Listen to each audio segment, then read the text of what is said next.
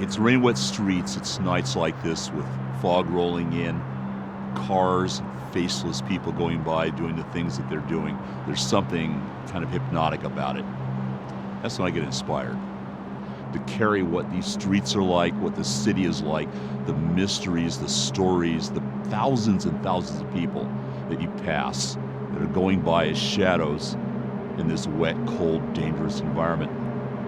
I wanted to grab that. I wanted to take it into the future, and where I took it was Cyberpunk. What I loved was the fact that it was a combination of dystopian society, a lot of technology, with this really great overlayer of almost film noir.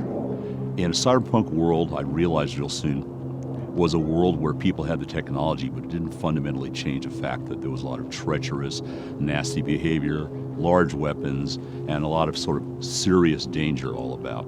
The important part in Cyberpunk is just that. It's not the technology, it's the feel.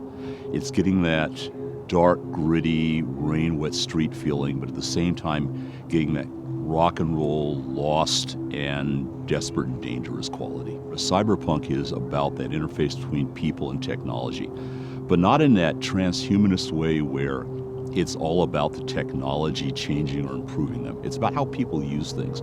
There's a great Gibson saying, the street finds its uses for things. And that's what Cyberpunk is about. Cyberpunk isn't about saving humanity, it's about saving yourself.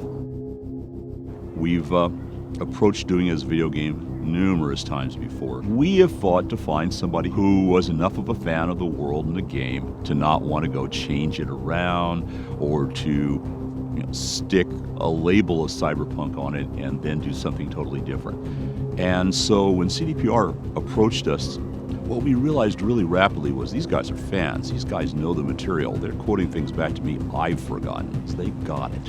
And that's an important thing. You have to be able to understand why this world exists. They're dragging my butt all the way over to Poland several times a year. We're excited because there is a really strong element of cross-pollination. There's a really strong element of cooperative building going on.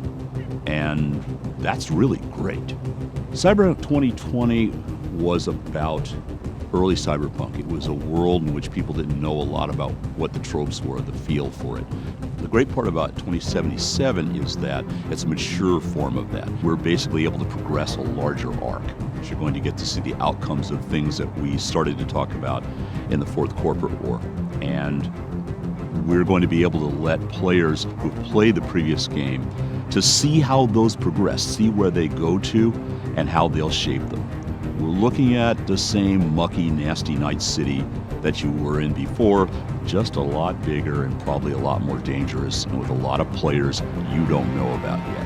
2077 is about the cyberpunk you thought you knew, scaled up, bigger, badder, stranger. It's the visual component that the frozen pictures we would put in the books can't give you. It's the sound, it's the feel, it's the movement. 77 is going to be about being there. We've gone through a long, long journey, all of us. Those of you who've been fans have waited for us to get the right game together at the right time, the right team. And we were going to wait long enough to make sure it happened the right way. Cyberpunk 2077 is going to be the right way. And I can't wait to play it. And I'm hoping you guys will want to play it as much as I want to play it. Because it's going to be a hell of a ride.